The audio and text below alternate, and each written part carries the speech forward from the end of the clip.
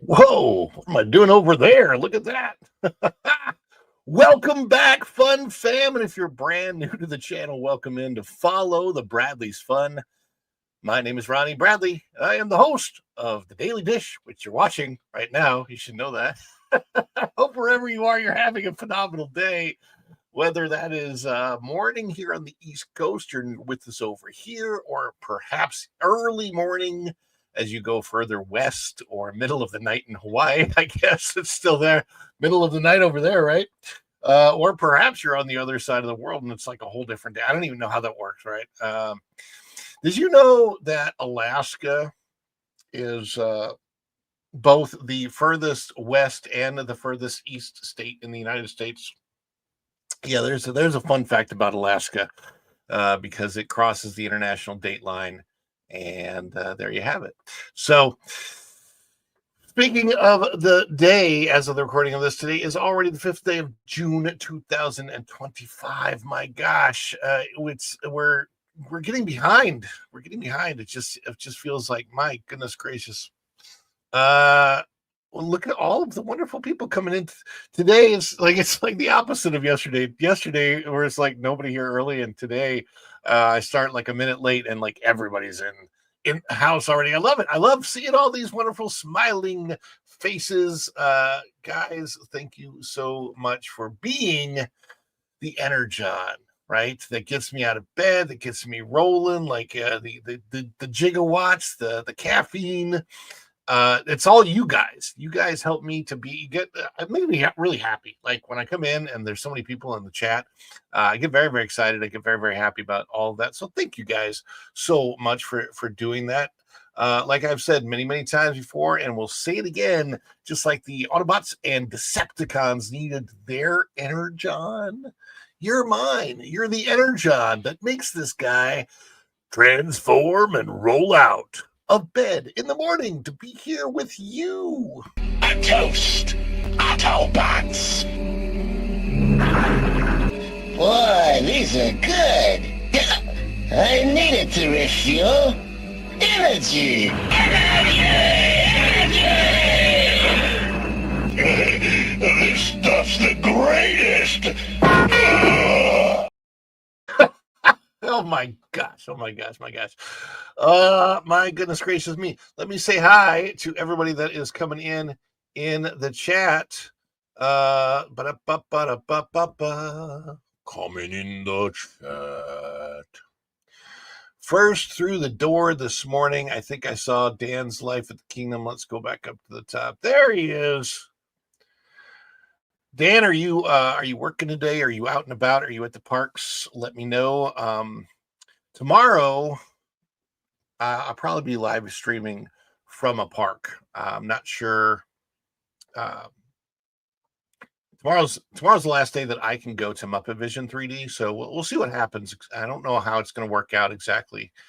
I'd like to go to see if it's possible, but I know the lines are going to be long the next couple of days. Just I'm blocked out on Saturdays, so Saturday is the last day that Muppet Vision is open to the public. Of course, the last showing of Muppet Vision is not to the public.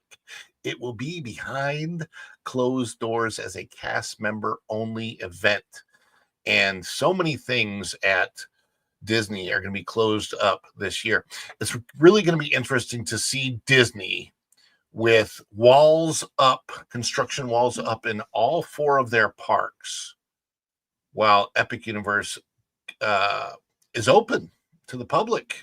And I really wonder how that's going to work out, because you got construction walls around Test Track. We don't know when that's going to open. That's in Epcot. In Hollywood Studios, there'll be construction walls around the Muppets area, so you won't be able to go back to Star Wars without the front way going to Star Wars. There's the back way through Toy Story Land, but there'd be Muppet Land will be walled off with construction walls.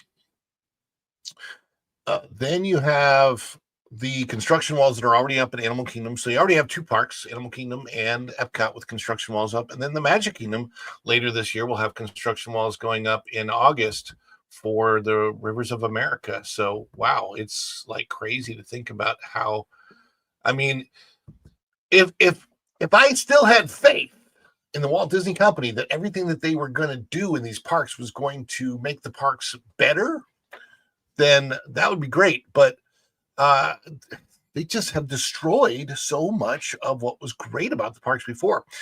In Hollywood Studios, it was definitely not worth it to take away Lights, Motors, Action, the Streets of America, and the Backlot Tour to replace that with Toy Story Land and Star Wars Land.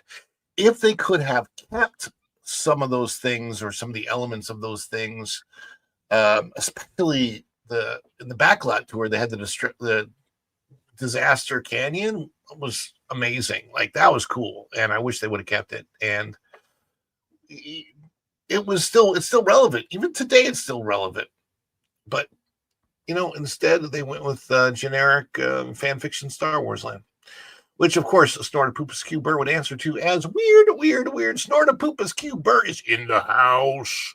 Hello, humans and other quitters. I don't know what his voice sounds like, but Tom F says, hey, we got some great mods coming in the house here. Avarice Carmageddon. Another day, another thing to laugh at Disney and Hollyweird. I'm telling you, Andy W is here. I love this. Avarice Carmageddon says, Disney minus. There's nothing on their streaming service worth any money. Pretty much. Good morning, all. It's Thursday already. It is. Thanks for reminding me that time is going by way too fast. Let me see here. We have Dan's Live with the Kingdom saying good morning to Andy. Let the sun shine in. Well, it's not really sunny right now in Orlando. Maybe later today.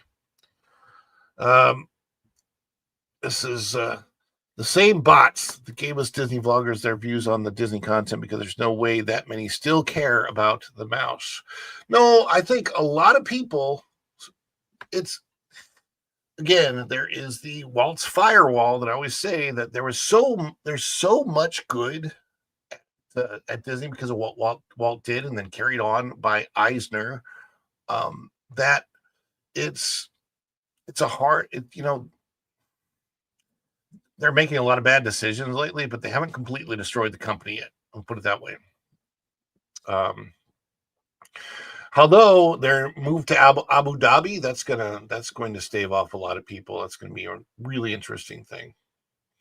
The overpriced plastic Chinese merch. Yeah, it is sad to see that everything that is made comes from Disney is made at China, and that's pretty much the case. Equus Hearts coming in hot. Thank you, dear Equus Heart. Good to see you in the chat. Bars everywhere, Tom says. Let's see here. We've got Avarice and Tom and Jeremy Heath. Scream. That's me. That's my screaming Mimi. Jeremy Heath is here. He's in the house. Hello, Jeremy. Let's see who else we have. We have Trey Hodges. Hello, Trey. Good to see you in the house this morning. Morning, everyone. Trey Hodges is here. Whoa. I jumped. Stuttering guitarist. Good to see you, buddy. Good to see you in the house. I think I still have that one special show that we did up on the channel. Let's see, Average Carmageddon.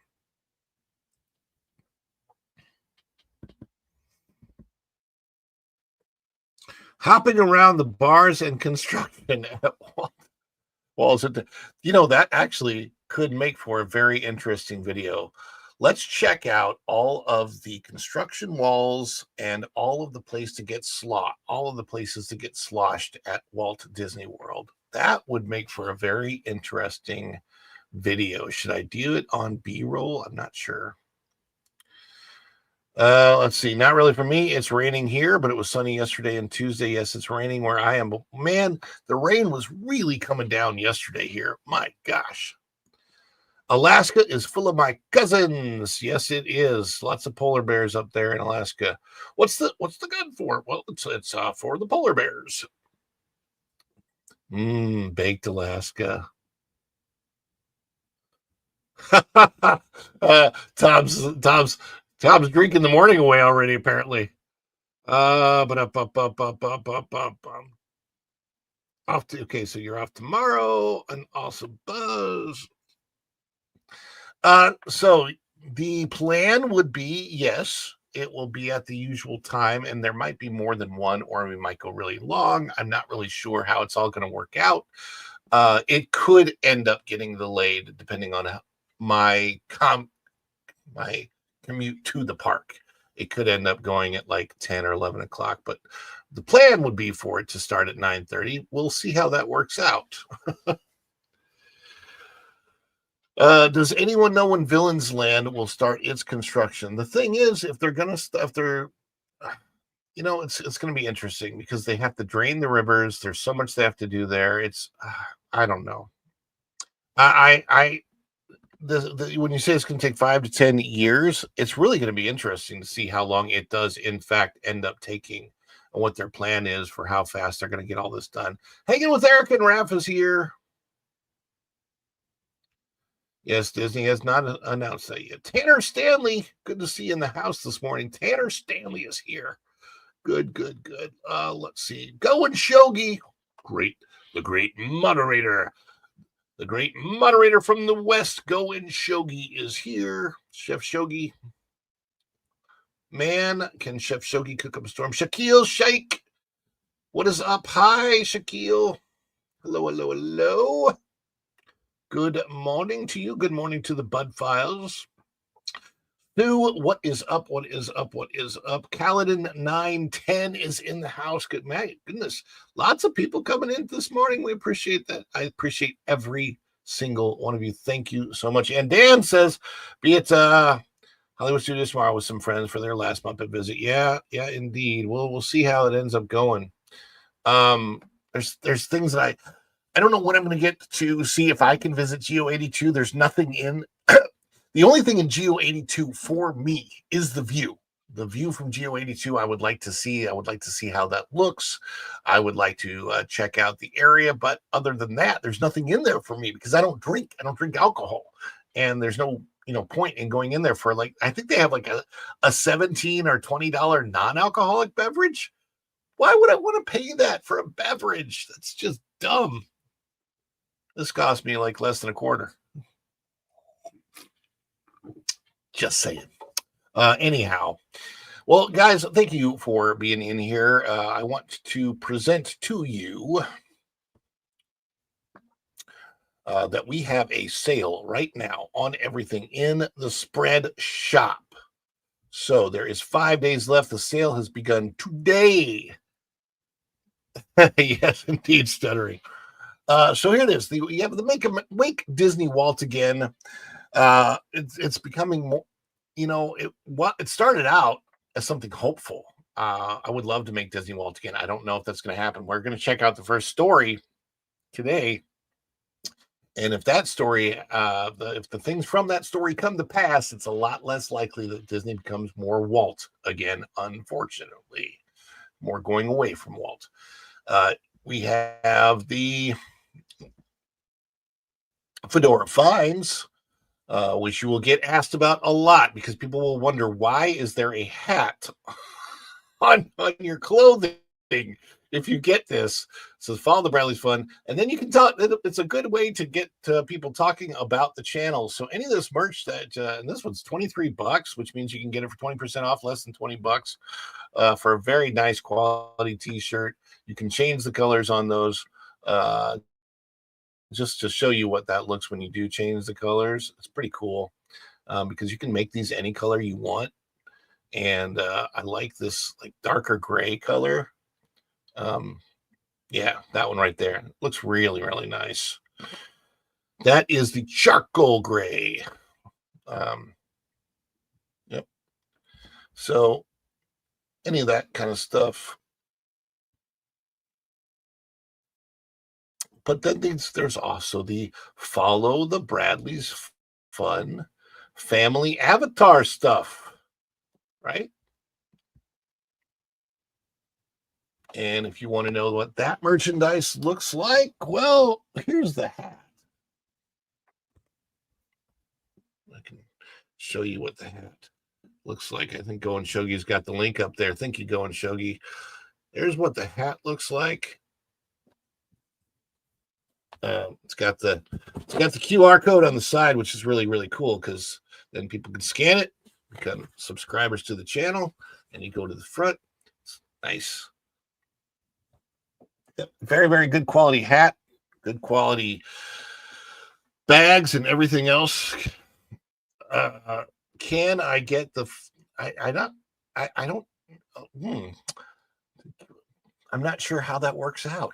Snortapupus. But yes, indeed. Everything is 20% off right now in the spread shop.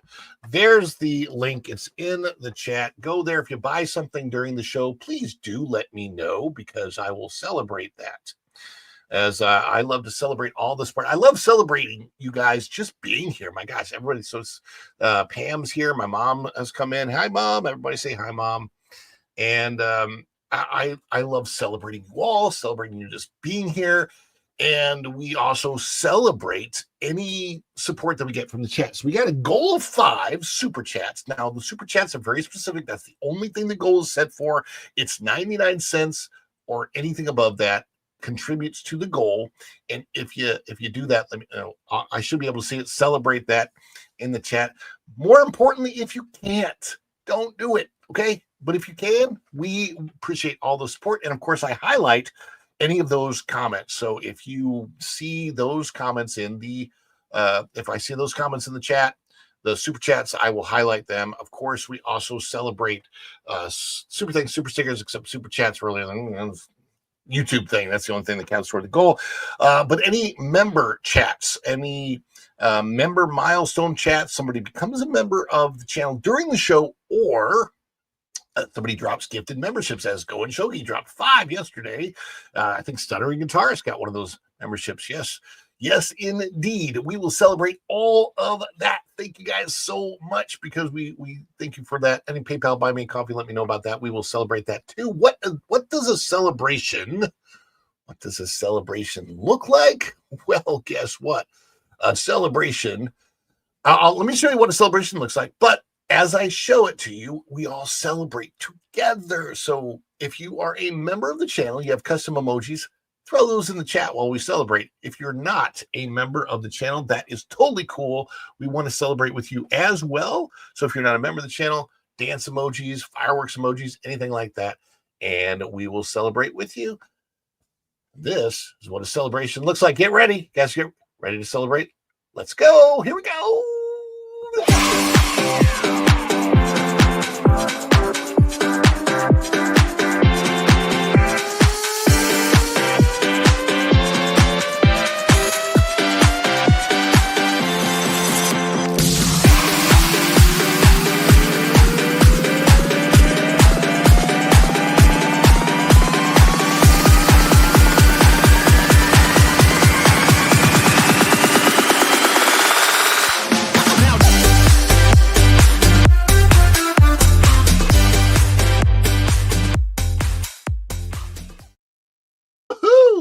Yes, indeed. And we want to have a lot. If you want a particular celebration, you know which one you want.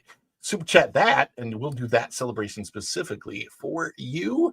Yes, indeed. We want to hit that goal. It's a very shy goal. It's only 5. I know YouTube wants me to do at least 10, but I'm cool. I'm cool with 5. So if we can hit it, that would be great. But first, let's get to stories. And by the way, yeah, today is another one of the busy days here to That Park Place Network, which this channel is part of. So it's Follow the Bradley's Fun, the Daily Dish, followed by 6 Minutes Daily with Culture Casino. That runs right into That Park Place Morning Magic. And then right after that, that's from 11 to 12 at noon, it is the WDW Pro Show. Don't change that dial, but do like the stream down below. If you haven't hit that like button, please do hit that like button. And let's get on with the show because we got stories to get to. One of the next big superhero films is about to come out, and it is, I know, it's like a guy you've never seen before in the movies. It's Superman. What a surprise. Is Superman the most overdone hero? I have my favorite, Dean Cain, because, I've worked with him, but the new Superman is coming out with James Gunn, and James wants to dispel any rumors about this show that are apparently happening online. So we're going to get this story on the screen. This is out of thatparkplace.com. Please bookmark it if you haven't bookmarked it yet. James Gunn denies Superman runtime cut rumors, claims WBD has no power to cut down DC Studios films. This is by Marvin Montanaro. And there is your new Superman. Although he looks really young to me. He looks more like a Superboy. Maybe I'm just getting old. I don't know. James Gunn is set. James Gunn is set. Let me try that again. James Gunn is setting the record straight on recent rumors that large-scale cuts were made to the runtime of Superman. Following recent rumors first shared by World of Real that Warner Brothers may have intervened in the final cut of his upcoming Superman reboot, the filmmaker and co-head of DC Studios took to Threads to directly address the rumors. No wonder I didn't see this. Are you on Threads? I'm not on Threads. Comment below if you use Threads. I'd love to know. I don't use Threads. Gunn confirms runtime and denies studio interference. When asked by a Threads user if the reported runtime of 2 hours and 9 minutes was accurate, Gunn confirmed it. Quote, inclusive of credits, post-credits, the run time is 2 hours, 9 minutes, unquote. He said that lines up with earlier reports about the final version of the film. And I guess it also confirms post-credits scenes because he just said that. Yes, and there it is. There's the thread on Threads, which I am not a part of. Is this the correct runtime right there? Any truth that WB forced to make it shorter? 0 to that. All right, so let's see what the response is. Gunn also responded to a separate question asking whether Warner Brothers had actually forced him to shorten the film. 0 truth to that, he said, and they couldn't even if that's something they wanted to do. It's a DC Studios film. Interesting. Gunn's denial raises questions about creative control. While Gunn's response appears to shut down the rumor mill, it also raises eyebrows over the claim that Warner Brothers Discovery couldn't intervene even if they wanted it to. DC Studios is not an independent company. It is a subdivision of Warner Brothers Discovery. The studio handles distribution, finance, and marketing, meaning WBD certainly retains authority over its in-house labels. In traditional studio hierarchies, final say usually rests with the parent company, particularly for tentpole projects with massive budgets and shared universe implications. Very, very interesting. We all learn things, right? Warner Brothers has a reported history of massive studio interference, particularly in DC films, from before the creation of the newly formed DC Studios. It's entirely possible that Gunn's contract grants him a higher than usual level of creative autonomy over DC Studios projects, especially since he was brought in to oversee the full reboot of the cinematic universe. But as of now, That has not been confirmed publicly. Gunn's statement may also be read as PR damage control, asserting full creative control to maintain confidence in the project's direction.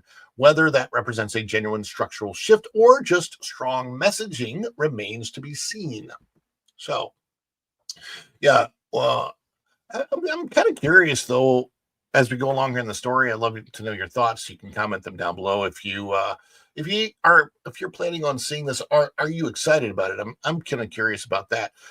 There is a start, apparently, the start of a new DC era. Superman, written, directed, and co-produced by Gunn, marks the first entry in DC's newly rebooted cinematic universe, officially titled Chapter 1, Gods and Monsters. The film will explore Clark Kent's struggle to balance his Kryptonian heritage with his life in Smallville, aiming to reintroduce the character to a new generation.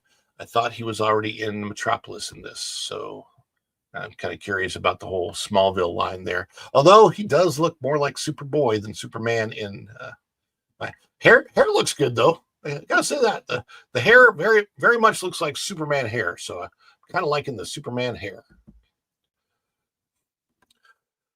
The cast includes David Corenswet as Superman, Rachel Brosnahan, I believe that's how you pronounce her name. Rachel Brosnahan as Lois Lane, and Nicholas Hoult as Lex Luthor, alongside a large ensemble of DC heroes and supporting characters. Familiar names from across the DC universe, such as Rick Flag Sr., Supergirl, and the Engineer, will also reportedly appear, according to Deadline. Looking ahead, Superman hits theaters on July 11th, so a little over a month from the recording of this. 2025, and early tracking suggests it could deliver a major box office win for Warner Brothers and DC Studios. As previously reported, the film is projected to open with $154 million to $175 million domestically, which, if accurate, would make it the biggest Superman opening of all time and potentially the highest non-holiday debut of the year. I wonder how it's going to work. There are the brothers James Gunn and Sean Gunn. Grew up about the same time I did and about the same place I did in St. Louis, interestingly enough. All former St. Louisans. Well, now that Gunn has addressed the rumors and confirmed the runtime, attention shifts back to the film itself, whether this new version of The Man of Steel can truly reboot the DC brand for good. Do you believe that WB has no control over the Superman runtime? That is a curiosity for sure. So let us know your thoughts in the comments. Does it seem like he's confirming the truth? That maybe he has a different contract? I'd love to know your thoughts, and also just generally your thoughts about the Superman film. I haven't really talked about this on the channel yet, because frankly, I personally don't have a lot of faith that this is going to be a great movie, Superman movie. To me, David Corenswet just doesn't have the Superman look, but that's only my opinion, and I could be completely wrong. Maybe I'll be blown away when I see the movie myself, but I want to know your thoughts. Let me know down in the comments. Let us know down below before you go out the door. Thank you for coming in, checking it out, and thank you for everybody that's in the chat today. And I don't see any supers yet. I will address any supers, though, any super chats, super thanks, super stickers, or member chats, member milestone chats, any of that kind of stuff. I will address that after, basically I'll address it when I see it, or if it comes during the story, I'll address it after the story. That's cool either way. But I would love to know your thoughts. So if you have anything very, very important, make sure you super that. And let me see. This one is the next one that I want to get to. And yeah.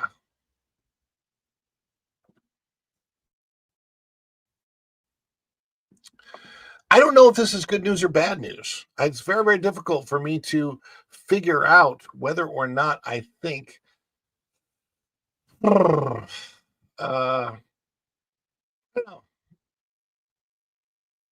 don't know. I'm trying to feel this out. I don't know that it's great. I have news. What type of news is it? Well, to be perfectly frank, it's bad. Maybe if you tell me the bad news in a good way, it won't sound so bad. The bad news in a good way.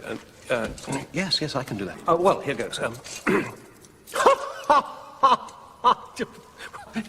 Wait till you hear this. Oh, golly. Well, we'll try to get to this in a good way. I don't know if I have a lot of faith in what I'm about to tell you. Like, I shouldn't say. I probably have faith that it's probably going to come true, sadly. I don't know that I have a lot of faith in, if it does come true, that this is the right direction, but we shall see. Bob Iger's time with the Walt Disney Company is supposedly coming to a final close, even though it has come to a close before. How does that work? He made a comeback. The comeback hasn't been great, and now he's supposed to go away again after picking his successor. And of course, people are questioning, who will that successor be? And one name apparently is coming to the forefront, and that is the current chairman of all of the Disney Parks Experience and Products Division, Josh D'Amaro, who I've met. Seems like a nice guy, I'll be honest. On a personal level, sure he's a fine guy, nice guy, great. Is he the right person to lead the company forward? I'm not so sure, but let's get the story on the screen. This is out of thatparkplace.com, and you can bookmark this site. It's a great site to bookmark. Do so if you haven't yet. Out of thatparkplace.com by Marvin Montanaro, the Hollywood trades claim Josh D'Amaro now leading the race to replace Bob Iger as Disney CEO. And there he is. There's good old Josh D'Amaro. The race to succeed Bob Iger as Disney CEO just got more focused and more complicated. According to the Hollywood Reporter, Disney Experiences Chairman Josh D'Amaro is now in pole position to take over the company's top job, vaulting ahead of a crowded internal field of Disney CEO candidates that includes Dana Walden, Alan Bergman, and Jimmy Pitaro. D'Amaro's rise shouldn't come as a surprise. He's the public face of a $60 billion theme park expansion that now includes a new resort in Abu Dhabi, the first new Disney park since 2016. The Parks and Experiences division of Disney is by far its most profitable, with the TV and film divisions stumbling despite a few box office successes. Most notably, just this week, Disney issued a mass layoff across its TV, film, and finance divisions, in which hundreds of employees lost their jobs. There is a look at the current CEO, Mr. Bob Iger. Whatever your thoughts are on Bob and Josh, throw those thoughts down in the comments as we go. D'Amaro is also overseeing Disney's entry into big budget gaming through a $1.5 billion deal with Epic Games, a move Iger reportedly sees as a legacy-defining project. And in recent weeks, he stepped into several of Iger's traditional roles, including representing the company at the Moffett-Nathanson Investor Conference. But while D'Amaro checks plenty of boxes operationally, there's a familiar concern emerging from inside the industry. Can the theme park guy win over Hollywood? Not even sure why that's really a question, because the Disney parks evolved from Hollywood, so it kind of makes sense. But we'll see. That question echoes the same perception that doomed Bob Chapek in the official story, anyway. I don't know that was I don't think that was necessarily the issue with Bob Chapek. I think there were other issues with Bob Chapek, but the fact of the matter is, while a lot of people question Bob Chapek's leadership, the truth is Bob Chapek never had the leadership that it was the public believed that he had at that time. As THR notes, that's, by the way, THR is the Hollywood Reporter. As THR notes, Chapek also came from the Parks division and struggled to communicate with top talent, studio heads, and power players in the entertainment capital. Of course, there were other factors leading to Chapek's removal. He took the reins as lockdowns were issued all over the world and was reportedly pressured into taking a stand against the Florida state government's parental rights and education bill, which led to the state dissolving Disney's Reedy Creek Improvement District in Florida. And of course, there have always been rumors that Iger was working behind the scenes to undermine Chapek and usurp the Mouse House throne. Yeah, rumors. We'll leave it at rumors for now. D'Amaro, though seemingly more media savvy and personable, still carries that same institutional baggage of being a quote-unquote theme parks guy, trying to rub elbows with the Hollywood elite as Disney CEO. This is the problem at Disney, said Stephen Galloway, dean of Chapman University's Dodge College of Film and Media Arts. How could you expect somebody from theme parks to understand the process of making television and film? And how can you expect someone from television and film to understand how to work with the Chinese government? What's the old saying? Nobody knows anything. In this case, it's nobody knows everything. The strategic appearance at Netflix. That tension might help explain tomorrow's surprise appearance at Netflix's Upfront last month. As previously reported by Bloomberg, D'Amaro showed up unannounced at the event, mingling with rival executives and Hollywood insiders. It was a strange move for someone who doesn't oversee content or ad sales, but it could have been a deliberate effort to shake off the Park Guy label and begin ingratiating him with the entertainment community. If that's the case, it suggests that D'Amaro is aware of his one major vulnerability and is already working to address it. The Walden wild card. Then there's Dana Walden, co-chair of Disney Entertainment and, long assumed, former frontrunner. Walden brings deep experience in television and strong relationships with Hollywood creatives. Her appointment would also be historic, making her the first female Disney CEO. But The Hollywood Reporter confirms what industry observers have speculated for months. Her decades-long friendship with former Vice President Kamala Harris has become a political liability in the Trump 2.0 era. What once looked like a powerful connection now raises concerns about retaliation from a White House that already seems to consider Disney an enemy. Bergman and Pitaro still in the picture, kind of a little bit, maybe. Well, we shall see, right? We shall see. Alan Bergman and Jimmy Pitaro round out the short list. And there is a picture of Bob Iger with Alan and Dana. Bergman, though respected, reportedly lacks the charismatic presence Disney may want in a post-Iger era. Pitaro, who leads ESPN, has the advantage of steering a fairly consistent asset, but lacks the high-profile visibility of D'Amaro and Walden. So what comes next? If D'Amaro's appearance at Netflix was the opening move in a broader campaign to be seen as more than a parks executive, it seems to be working. He's now the name most frequently floated by insiders, including trade publications like The Hollywood Reporter. Every public appearance, every deal, and every handshake is being scrutinized through the lens of succession. Oh, look, it's somebody I know, Mr. Ken Potrock there on the far left.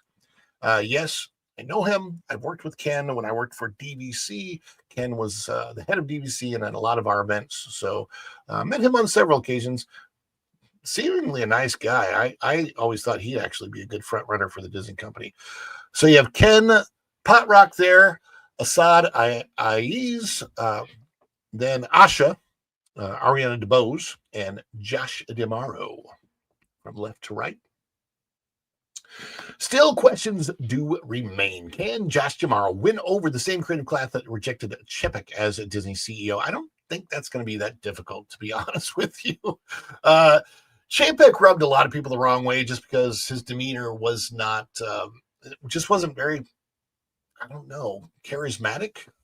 Can he convince investors and Hollywood alike that he understands both cruise ships and film slates? Will Bob Iger step aside and let him actually run the company? That's the biggest question I have. And comment below about that one. And can Disney afford to take another chance on a parks boss after its latest experiment ended in public implosion? In Galloway's words, nobody knows everything. But the Disney board will soon need to decide who knows enough. Do you think it'll be Josh? Will it be Josh D'Amaro as the next Disney CEO? Sound off in the comments below. I'm so curious. Let me know. Let me tell you my thoughts. I met Josh, like I said before. Josh D'Amaro seems like a very nice guy. Also seems like he has a good head on his shoulders. I don't like the destruction that he's overseeing at some of the parks, getting rid of some of the things that he's decided to get rid of, especially Rivers of America. That decision bothers me so much. It's the retheme of a national park out west. I think that is actually not a bad idea. It being Piston Peak and having cars in the frontier is weird, though. And I really think that I don't know, I just feel like they could have done such a better job of retheming the whole area than this whole cars idea, which I think is bad. But on the other hand, I don't, I think that if Josh is under the thumb of Bob Iger, who's probably going to have to mentor him when it comes to the Hollywood stuff, it bothers me. But I really do want to know your thoughts. Do you think that Disney stands a chance of really moving forward with Josh D'Amaro at the helm? Do you think that it should be somebody from outside the company? Whatever your thoughts are, let us know in the comments. Let us know down below before you go out the door. Thank you for coming in and checking it out today. We'll see. Next CEO. I wonder what's going to happen there. I see something. I see a super chat has come in. $5 super from Go and Shogi. The experience of either theme parks or movies is why you have a team with varying knowledge and not yes men to rubber stamp your arrogance and ego. Yeah, so yeah, I mean, I would agree with that. Look, if Josh D'Amaro takes the helm, my thought is simply, I would rather have the theme parks guy take over because the Disney company, let's be honest, the Disney company is a theme parks company first and foremost, and then it's everything else. The problem is that right now it looks more like ABC purchased Disney than Disney purchased ABC. And I think that being a theme parks guy makes you closest to the audience. Josh actually gets to interact with people in the theme parks all the time, guests. So if guests are honest with him, they can give him honest feedback about what's going on with the Hollywood industry as well. And he can take that back to Hollywood. And then Hollywood could actually have a greater connection to the people that they're trying to satisfy with the product that they're putting out in entertainment. It could work out well. I have no idea how it's going to work out. I don't have a lot of faith in the Disney company going forward, especially if it's an insider like Josh, but I don't know. Maybe like Bob, he's keeping a lot to himself. And if he moves up to that position, he can do better things with both the parks and entertainment. I don't know. It'll be very interesting to see. But yeah, you need a diversity of ideas. And so I agree with you on that one. Go and show you need more people to come in. But we also have to celebrate that. I think we should celebrate by going to the Magic Kingdom. So I think what happened is I went to Epcot.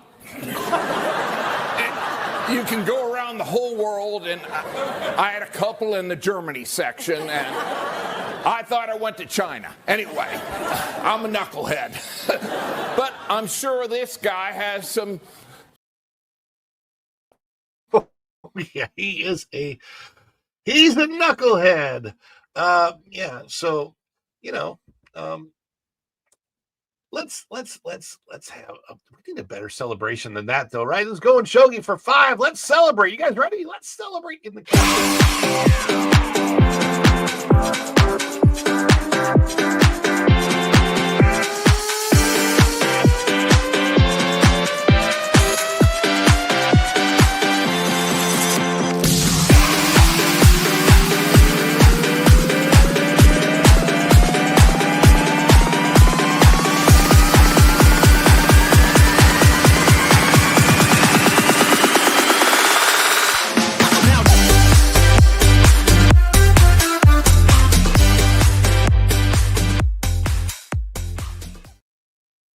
Ooh, okay. I do believe it is now time for our lead story. Gotta get everybody's celebration comments up on the screen first. Yes, we do. We do, in fact, have a lead story, and I know you guys know it's coming. We all want more of Rachel Zegler, right? Don't we just want?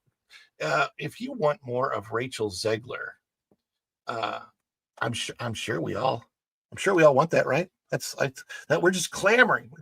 Please let us have more Zegler. Please, please, please, right? That's what we all want. Oh my gosh. Just when you thought it was safe to go back in the water of streaming. Well, no, not streaming. Yeah.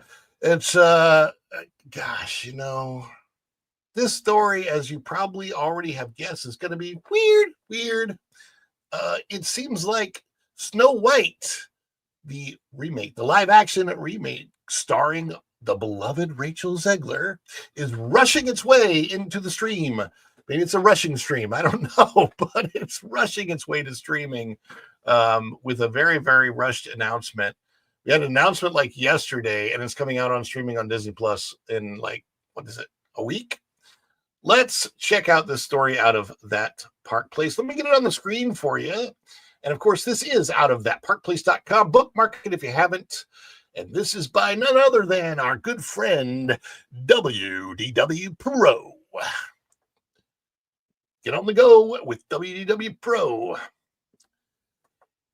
Disney rushes Rachel Zegler's Snow White to streaming in 1 week with a hurried announcement and an accelerated schedule. Oh, there she is, Princess Farquaad. Is that we're gonna? I'm telling you, if they ever make a This Snow White meets Prince Farquaad movie, if they can work with Universal on that, or how DreamWorks, is that how that works? Boy, that'd be fun. It would be even more fun if Prince Farquaad, like in the next Shrek movie, has a daughter and they draw her to look like this. Oh, they do it. Do it, DreamWorks. Do it. I got to tell you. Comment below if you'd like to see that combination. I'd love it. Oh my gosh. Here it is. This is doing a weird thing. I don't know if it's flashing like that for a reason, but I'm going to get it off the screen and I'm going to restart it. So give me just a minute. Sometimes that happens. We're going to remove this. And I'm going to bring up That Park Place again. It could be a StreamYard thing. No. Sometimes it does that weird flashy thing, and I don't like how that ends up recording.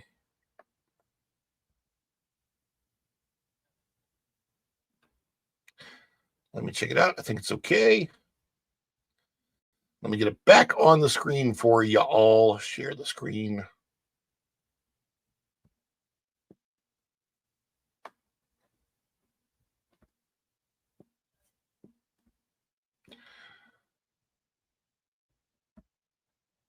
All right. It looks stable. It looks steady. And we are going to go forward with this story at this time. There she is in all of her glory, Princess Farquaad and the Farquaad haircut. I love it. Do you love it? What is that expression, by the way? I have no idea. Disney's live-action reimagining of Snow White is set to premiere on Disney Plus on Wednesday, June 11th, 2025. That is less than a week away from today, as of the recording of this video. Could be less than that by the time this video comes out. June 11th, 2025. This release comes 83 days after its theatrical debut on March 21st, marking a slightly accelerated streaming window compared to previous Disney titles. A minimum 90-day theatrical to streaming window is expected for Disney films, and often it can be significantly longer. There it is, Disney Plus on X. There's the announcement. Experience the magical musical movie event. Yes, they love to use the term magical, although things are becoming less and less magical all the time. Why does she look like an upside down mushroom in that picture? I don't know. That's so strange. Directed by Mark Webb of the Amazing Spider-Man fame and penned by Aaron Cressida Wilson. The film stars Rachel Zegler as Snow White and Gal Gadot as the evil queen. Andrew Burnap joined the cast as Jonathan, a new character serving as Snow White's love interest who is not a prince. The ensemble also features voice performances from Andrew Barth Feldman as Dopey, Titus Burgess as Bashful, Martin Kleba as Grumpy, Jason Kravitz as Sneezy, George Salazar as Happy, Jeremy Swift as Doc, and Andy Grodelishin. That is very difficult to pronounce. Andy Grodelishin as Sleepy for reasons that likely contributed to the poor box office reception. The actors for the dwarves were largely kept silent in the lead up to the film's release. Musically, the film blends classic tunes like Hi Ho, Hi Ho, and Whistle While You Work, with original compositions by Benj Pasek and Justin Paul, the award-winning duo behind La La Land and The Greatest Showman. New songs include Waiting on a Wish, performed by Zegler, All Is Fair by Gal Gadot, and A Hand Meets a Hand, a duet between Zegler and Burnap. None of the songs on the soundtrack performed well in the marketplace nor in streaming, unlike box office underperformers, which found second lives with their musical earworms. Snow White does not appear to be another Encanto in the making.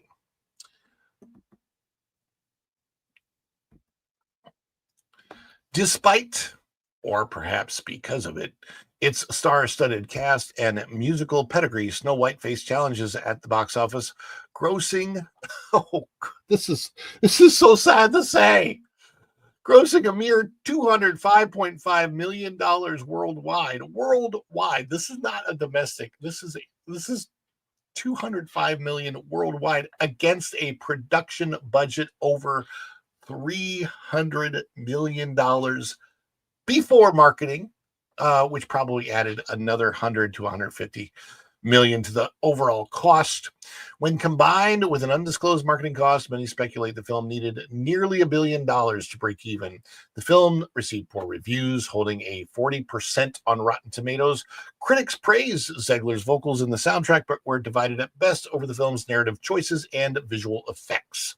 The film was ultimately a victim of controversy due to its casting decisions and modern reinterpretation of the original 1937 animated classic, notably the depiction of the seven dwarfs as quote-unquote magical beings, and Zegler's comments on updating the character's portrayal led to discussions about the film's direction. Rachel Zegler also is reported to have forced the film's producer to visit her for a request that she modify her online behavior after some of her commentary resulted in the need for additional security for Gal Gadot. That's very, very dangerous. When you're the star, along with the co-star of somebody in a movie, you probably should be careful of how you frame what you say online. If it could potentially endanger your co-star, that's not good at all. But you guys got to let me know in the comments what you think of that. Zegler's views on conflicts in the Middle East were but one of many controversies the star generated during the run-up to the film's release. If you've watched this or any of the things that we've said on this channel, on Pro's channel, That Park Place, Marvin the Movie Monster, Culture Casino, T3PO, Vash, I'm sure you're probably familiar with some of those comments that she's made that could be considered controversial. My goodness gracious me. For those interested in revisiting the original, Disney Plus also offers the 1937 animated Snow White and the Seven Dwarfs, allowing viewers to compare the classic with its contemporary counterpart. With Zegler's take on Snow White landing on Disney Plus with little fanfare and an accelerated schedule versus typical movie release, one might rightfully conclude this is the last embarrassment for the film. Well, at least we hope this is. But you never know, because Rachel Zegler, she's still out there. She's still around. She's been more quiet. I will tell you, we haven't heard a whole lot from Rachel Zegler lately. She has been quieter. And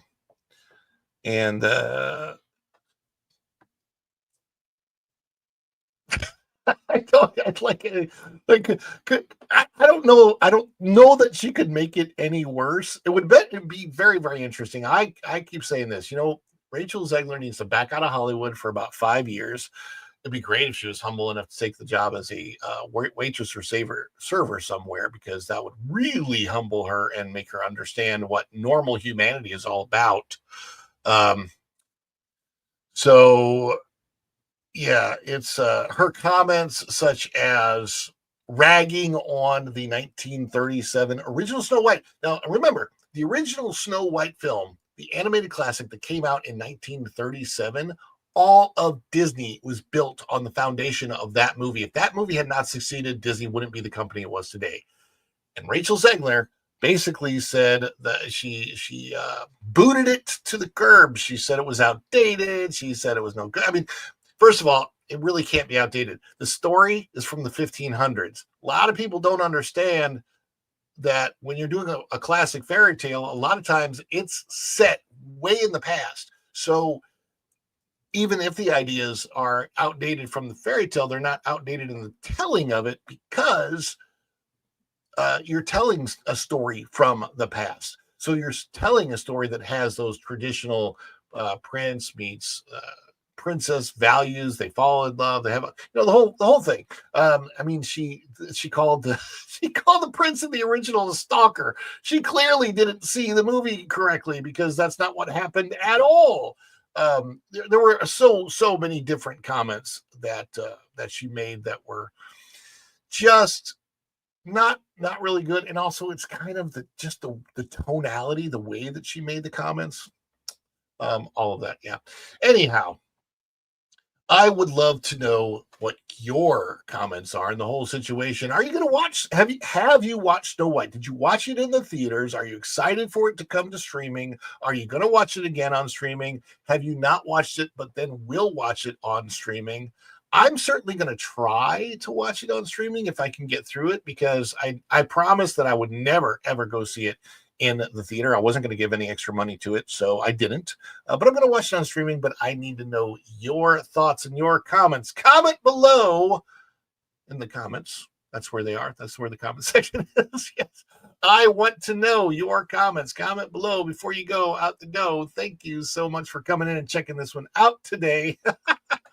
Andy W says that she would never watch it, and Zenair says Zegler, not Ziegler. Yes, Rachel Zegler. Yeah, and Dan says maybe we'll have a watch party, Dan. Oh my gosh. So Snorta Poopa says never watched the original. The original is it's short, and it's definitely worth a watch, because it's very, very interesting. In the original Grimm's fairy tale, Snow White, yeah, it's really interesting. Average Carmageddon says Zegler said this isn't the 1920s anymore. The prince doesn't say the princess, something like that. Yeah. She basically called the prince a stalker. And she said, weird. The prince isn't a stalker at all. If you look at the interaction between the prince and Snow White, clearly what was either cut from the original film or just not told for it's very, very clear. If you watch the original Snow White animated classic, the prince and Snow White had met before. When she says, I'm wishing for the one I love to find me today, she already has that person in mind, and it is that prince, that very specific prince. In other words, they've met before, they found each other. She wants him to come and find her, and he does. Like, that is not stalking, folks. That is not stalking. As a matter of fact, that is what I would call consent. So yeah. Yeah, no, I would say Pebbles, it's not necessarily all of her fault either. Yeah, it is a combination. It's the combination that she got cast in the first place. Um, it's and the fact of the matter is, I don't think she was prepped or ready for Hollywood, and she needed to be more trained for that before. But yeah, there's definitely some issues there. And Izzo comes in with an 11-month member chat. 11 months, dang, has it been that long? Wow, I'm gonna have to get some new icons up, because I think my icons only go through 12 months right now. So when you get 12, you'll have that, and then I gotta get the next ones ready. There's a bunch I won't watch unless the wife asks. That I can understand. And Snow White makes the list. Well, we've got to I think for that we have to do a celebration. Is it too much? Too much? It's the birthday! Oh, this is just the best of my scene.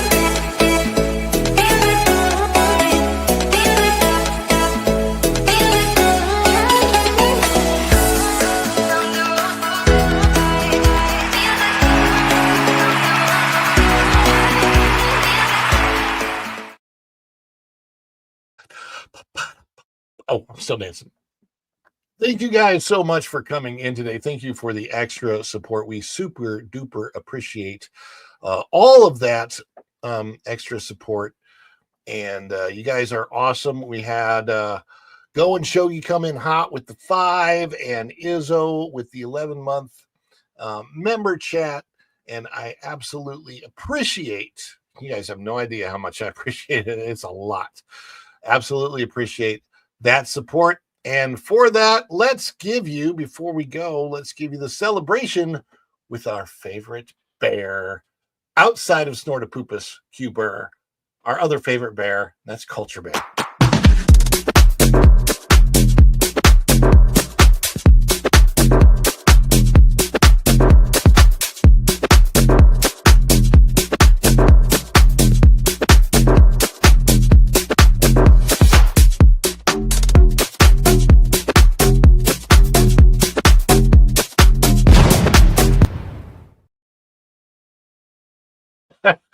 Snort says he snacked on some fairy tales. Oh my gosh, that's so funny. No, Xanair. That is Ed Grimley from Saturday Night Live back in the 1980s. So yes, that is a reference to an old Saturday Night Live character, Ed Grimley. That is not Adult Alfalfa from the Little Rascals, but at that same time, who was it? There was a female on Saturday Night Live that was playing the adult Alfalfa from Little Rascals at that time. I can't remember what her name is, but it was pretty funny. But yeah, that goes way back in the past. So yeah, that's who that is. Ed Grimley. Look up the name Ed Grimley on YouTube, and you'll see what I'm talking about. Anyhow, thank you guys so much for coming in today. We are going to send you over to Culture Casino right now. He is getting started, so I got to get over to him. So I will say bye to all of you. Make sure you don't change that dial. Right now we're here. Culture Casino's next. Then that Park Place Morning Magic. Then that's from 11 to 12. Then at 12 is the WDW Pro Show. Don't change that dial. And until I see you again, well, thank you for being here, and thank you for all the extra support, and we will see you real soon. Bye, everybody. Ciao.